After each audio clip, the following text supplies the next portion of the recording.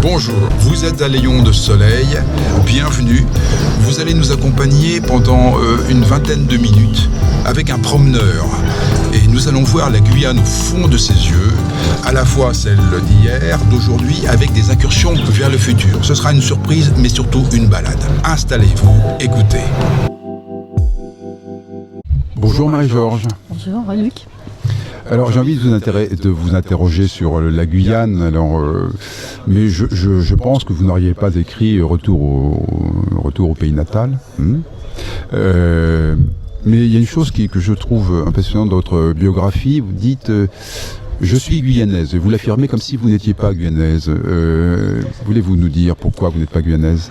Alors, pourquoi je suis guyanaise ? Vous n'avez pas été guyanaise. C'est vrai que pendant un moment, alors c'est assez compliqué à expliquer et peut-être que ce serait un peu longué pour nos auditeurs, mais j'appartiens à cette génération de Guyanais qui ont grandi en métropole. Donc mon père a quitté la Guyane dans les années 60. Il était militaire, donc nous avons bien bourlingué. D'ailleurs, je suis née en Afrique, en Côte d'Ivoire.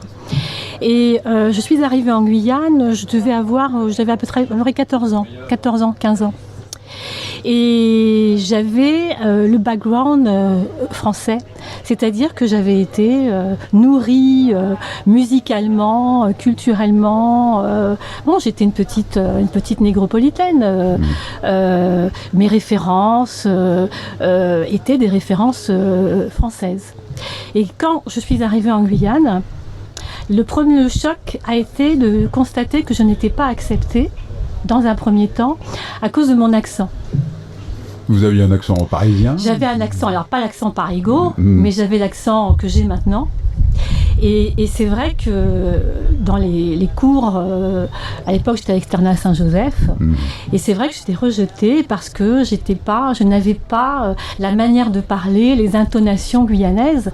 Alors dans un premier temps, je me suis efforcée d'imiter un peu mes camarades, et c'en était tellement ridicule qu'à la fin, je me suis dit, bon, écoute, tu es ce que tu es, tu aimes ce pays. Alors, j'ai appris à l'aimer, parce que c'est vrai que c'était un choc quand je suis arrivée.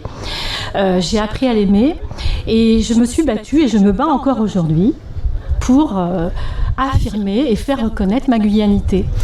Ce n'est pas aussi... vous voyez, je ne rentre pas dans les cases, certaines cases. Mais votre père ne vous racontait pas ses souvenirs de Guyane ? Est-ce que c'est une façon aussi d'enraciner ses enfants dans leur imagination ? Non, il était dans une logique, il vivait en France, donc militaire, dans une logique française, quoi. Puis ça correspond aussi à un contexte. Les seules petites histoires, les traditions qui m'étaient transmises, étaient celles qui m'étaient transmises par ma grand-mère, quand je la voyais, me racontait lorsque mes parents m'envoyaient, avant de rentrer en Guyane, m'envoyaient en vacances chez ma grand-mère. Et là, j'avais vraiment ce contact direct avec la tradition, les histoires, Maman Dilo, le Maskilili. Donc là aussi, c'était un choc culturel, parce que moi, j'étais une grande lectrice, et j'étais plutôt dans les grands classiques français, Zola, Chateaubriand, etc., etc. Et c'est vrai que mon père, comme beaucoup de Guyanais à cette époque, n'oublions pas, il faut contextualiser, la référence, c'était pas la Guyane. Ça, c'est venu avec le temps, c'est venu dans les années 70, avec les combats nationalistes, indépendantistes. Mon père, d'ailleurs, est un fervent partisan, justement, est un nationaliste guyanais. Mais c'est vrai qu'il n'a pas élevé ses enfants dans cette logique-là. Et pour vous faire penser une chose, ma mère, à la maison, ne parlait pas le créole.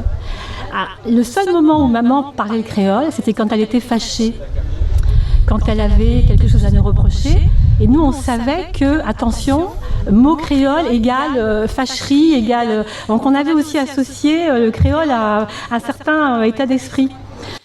Est-ce que il y a deux titres qui sont très amusants pour illustrer ceci. Enfin, la référence, vous l'avez certainement lu, c'est L'enfance créole de Chamoiseau. Ça, on sent bien chez vous. Enfin, je parle pas du style, hein, je parle de l'histoire. Oui. Mais elle est similaire pour beaucoup de Guyanais, de Martiniquais, les enfants du Bumidum. Vous voyez, c'est un petit peu cette référence-là. Est-ce que oui, alors donc on parlait créole, mais on vous voyait. Enfin, moi, je trouve que ce serait surprenant dès qu'un parent, alors que le mouvement, c'est une mise à distance. Hein. Oui. Le créole, c'est au contraire un rapprochement, c'est on crée la sphère intime et là qui permet de se rapprocher. Oui. Et en même temps, le vouvoiement, c'est intéressant comme vouvoiement, oui, c'était une éducation. Moi, je sais que quand je voyais mon grand-père, je le vouvoyais, M. Tellus. Il avait des expressions un peu désuètes, qui aujourd'hui seraient considérées peut-être comme des excès de langage un peu comme ça, bourgeois, des vieux relents, Châtier, etc., qui sont, moi je dis appréciables. Moi, voilà.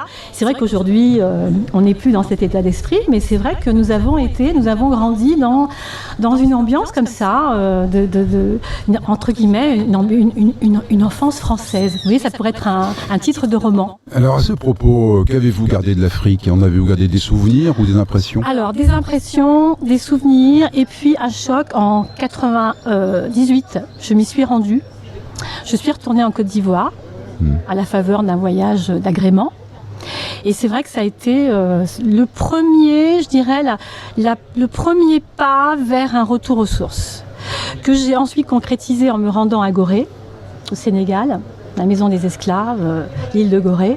Là, vous voyez, on peut s'éloigner, on peut être pris dans le feu de l'action, dans la vie. Bon, moi, je faisais mes études, voilà, je me battais pour me faire une place. J'étais guide au musée du Louvre, j'ai fait un peu de journalisme, un peu de radio, un peu de mannequinat. Enfin bon, on est étudiante.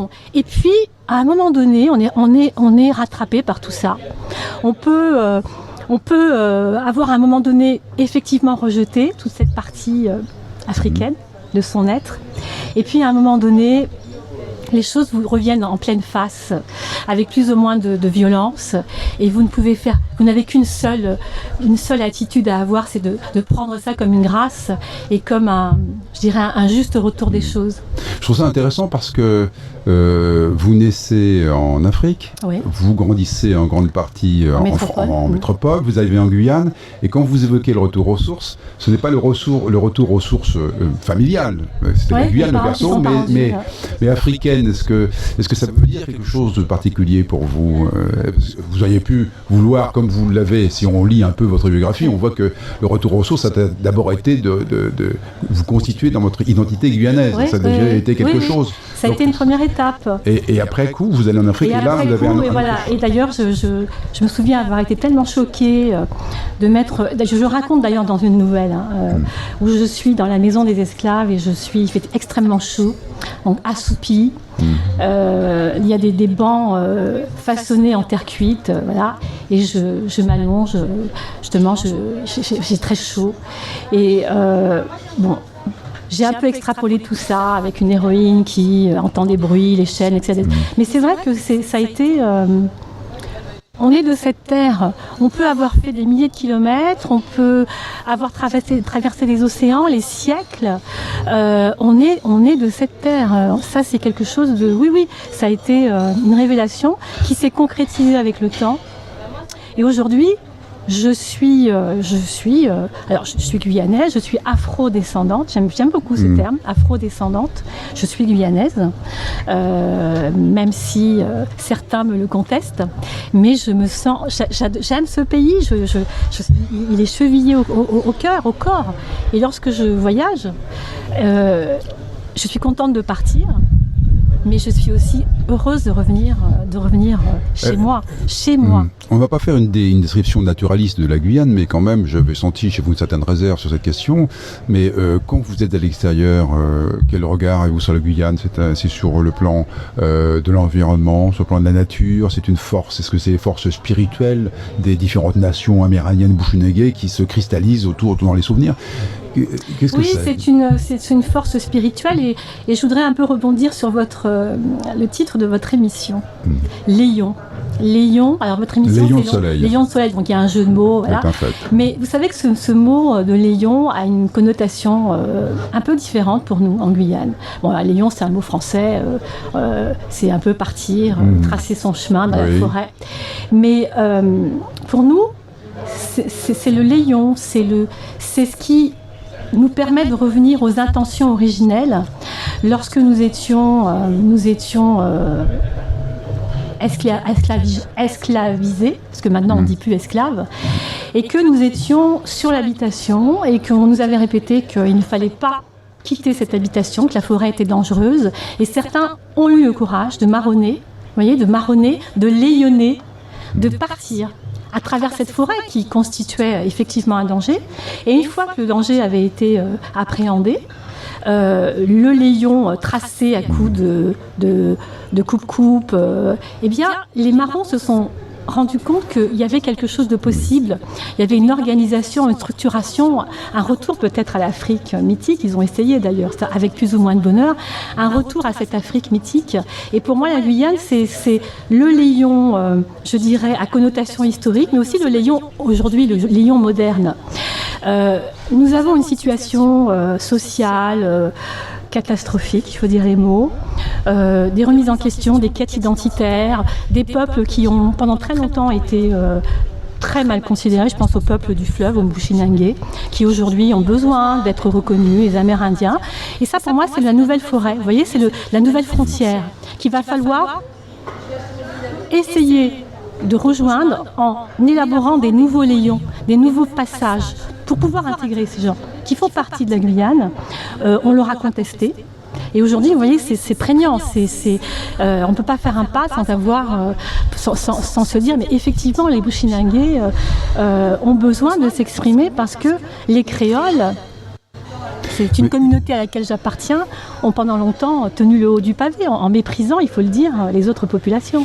Marie-Georges, il y a quand même une espèce de tropisme, vous dites, il va falloir intégrer ces gens. Vous ne pensez pas qu'il y a...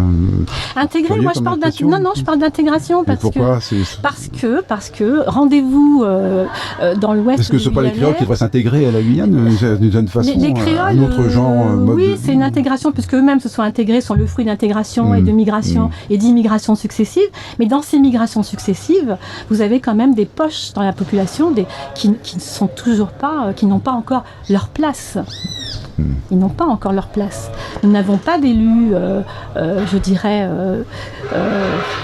d'élus à des hautes fonctions d'origine amérindienne. Bon, nous avons notre député, Lénaïque Adam, mais le chemin est encore très long pour qu'on puisse...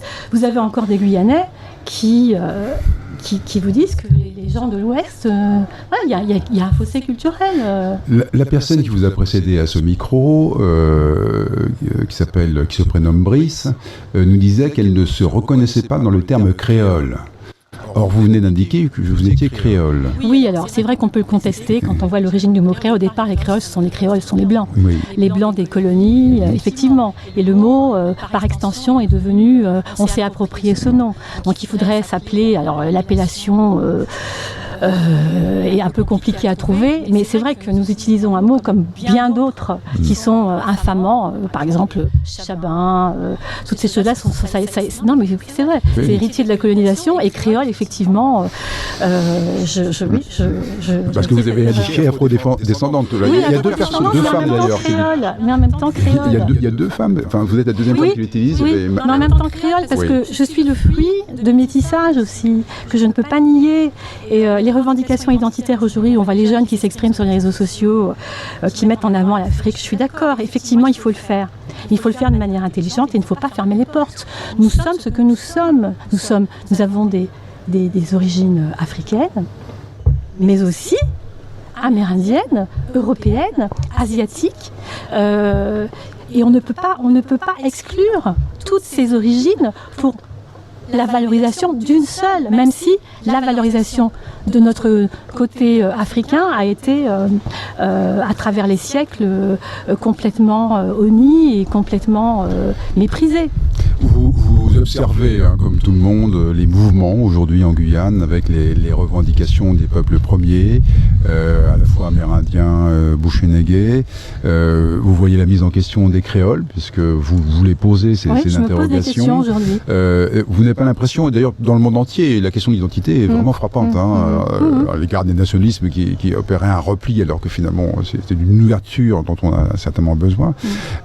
Comment est-ce que vous estimez qu'on est dans une bascule? C'est que là, à un moment donné, il va falloir changer de... Est-ce qu'on est... paradigme. Oui, alors, je voulais plus utiliser le mot paradigme parce qu'il est très utilisé, mais enfin, voilà. En tout cas, d'accord, de modèle de société qui et vers quoi peut-elle évoluer quand on considère ici qu'on a des éléments qui peuvent effectivement constituer cette terre quasiment idéale, dans laquelle les gens se reconnaissent, s'estiment et peuvent vivre en harmonie. Oui, mais vous dites idéal... J'ai besoin d'une projection. Oui, voilà, vous voyez cette histoire de carte postale multi-ethnique, ce melting pot idéalisé pendant très longtemps. Pour la civilisation des gens qui... Bon, ça a volé en éclats quand même. On s'aperçoit que la Guyane, c'est pas justement cette carte postale. D'accord. Voilà, c'est des communautés qui vivent les unes à côté des autres et qui ont du mal à intégrer les nouvelles, celles qui arrivent. Alors comment aller vers? Enfin, est-ce qu'on peut y aller selon vous? L'éducation, l'éducation, l'école, la bienveillance. Bon, c'est peut-être un peu banal ce que je dis et c'est peut-être des points de vue qui me sont propres. Et moi, je suis persuadée que l'éducation doit jouer un rôle important pour intégrer, je soutiens, intégrer toutes ces populations. Là, j'ai vu dernièrement aux infos qu'on avait des petites élèves d'origine haïtienne qui avaient, ou bushinangué, qui vont intégrer de grandes écoles. Mais moi, je me dis que voilà, vous voyez, tout est possible. C'est possible avec de la volonté, avec de la bienveillance et aussi avec, là aussi, du travail. Il faut aussi valoriser le travail. Il faut valoriser... un certain nombre de choses, mais je pense que le salut de la Guyane ne viendra que par une volonté forte politique de mettre les moyens pour justement apporter à tous ces jeunes qui sont laissés pour compte et qui souvent sont un peu révisionnistes par inculture et par ignorance, pour leur inculquer justement l'histoire de leur pays et justement le fait de vouloir faire sens. Et vous voyez, aujourd'hui, je ne pense pas que nous fassions sens. Marie-Georges, vous écrivez. Et donc vous écrivez, et donc vous êtes aussi une grande lectrice. Dans la liste des auteurs que vous préférez, il y a, je parle des classiques français, etc. De mon enfance. Oui. Je parle de cette passion que vous avez eue qui se comprend parfaitement pour les auteurs sud-américains ou latino-américains et caribéens. Oui, vous avez Garcia Marquez notamment, donc effectivement, ça on peut comprendre. Absolue. On peut considérer que c'est probablement le plus grand auteur du XXe siècle, et pourtant ça va faire mal, parce que vous aimiez Stefan Zweig aussi. Enfin bon, voilà. Par contre, il y a deux noms qui, me semble-t-il, n'apparaissent pas. Oui. Borges, ou Borges, comme vous voulez. C'est quand même un monument. Oui. Chez les deux. Non, mais je voulais savoir si c'est. Non, mais vous savez que les affinités littéraires se font ou pas. Oui.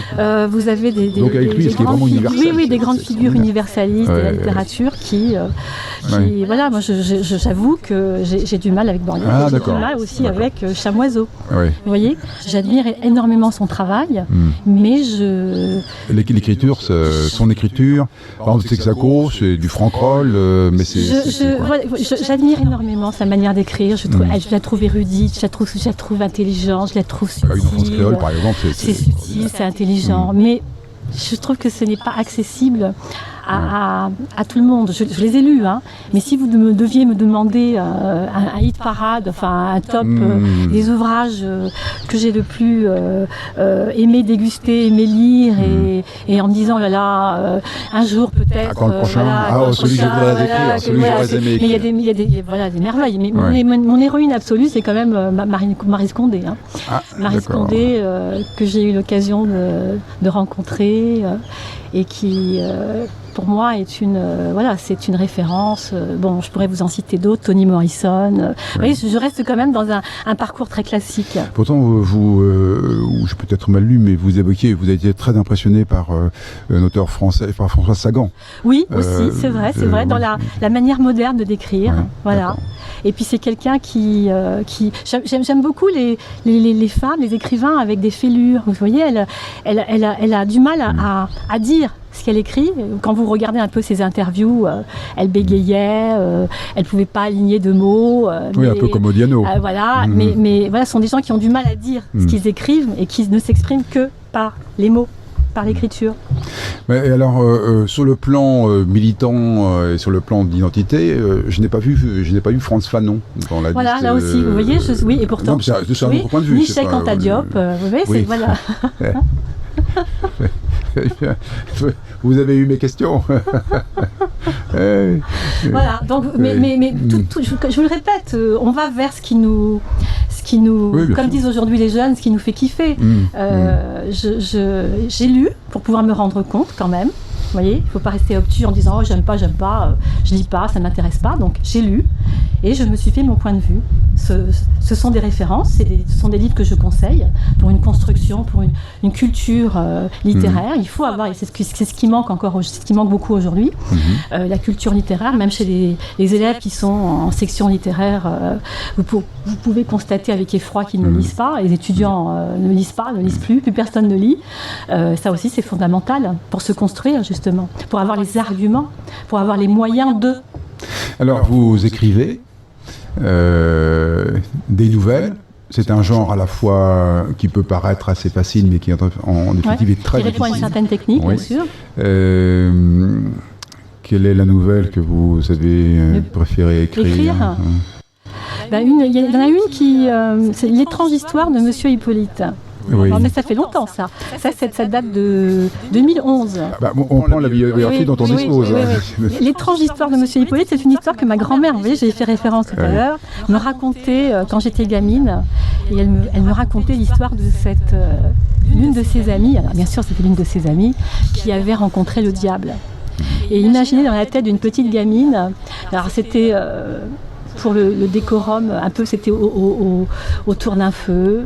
À l'époque, on n'avait pas les portables, et les ombres qui s'abattaient sur le salon, et ma grand-mère jouait un peu de tout ça.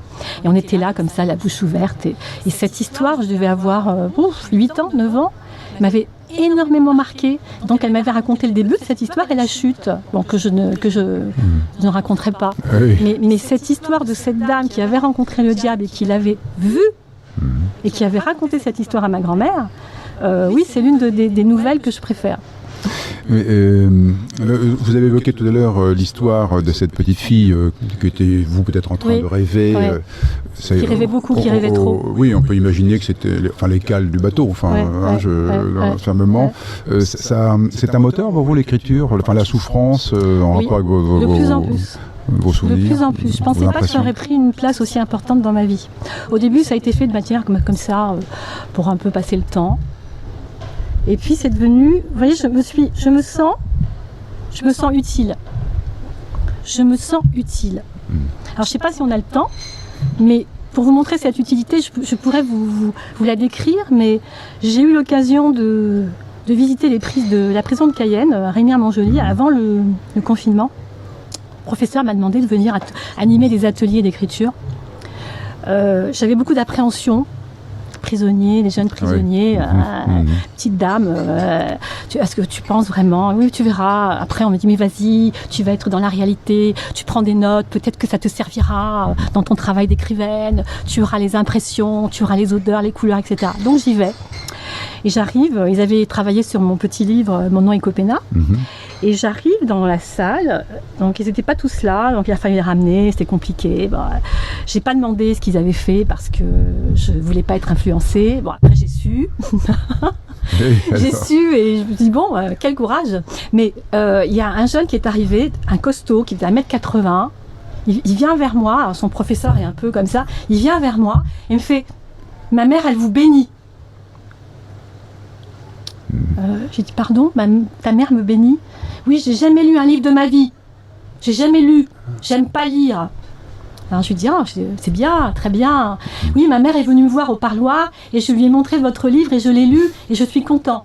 Alors je lui dis, écoute, je suis ravie, qu'est-ce que tu as à t'apporter? Et puis il me fait, vous m'avez embêté avec votre livre.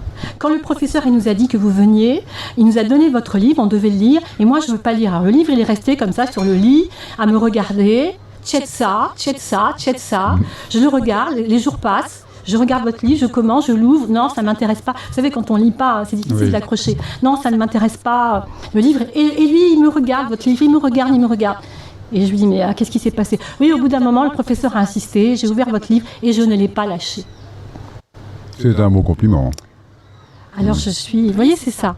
C'est cette petite, ce que je n'aurais jamais eu l'occasion de faire autrement. Et pour terminer l'histoire, il se lève, il fait le méchant, il me fait, vous avez intérêt à écrire la suite. Alors justement, vous voyez, c'est ça. Oui. C'est magique. C'est une bonne transition. La suite, êtes-vous sur la suite de cela ou êtes-vous en train d'écrire quelque chose? Non, j'ai le tome 2. Alors, c'est une collection historique. Là aussi, ça n'avait jamais été fait auparavant. Destinée à la jeunesse. Donc le premier tome a eu énormément de succès. Mis à part les polémiques, mais bon, on n'a pas le temps pour en parler. Non. Mon nom est Copena. Et le deuxième tome paraît à la rentrée normalement, une collection qui compte 4 exemplaires.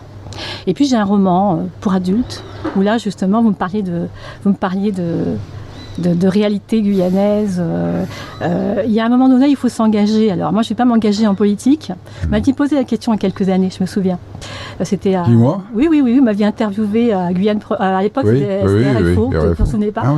Et vous m'avez demandé pourquoi pas l'engagement politique. Non, je pense que je n'ai pas les épaules et la capacité de trahison et de rôlerie en stock.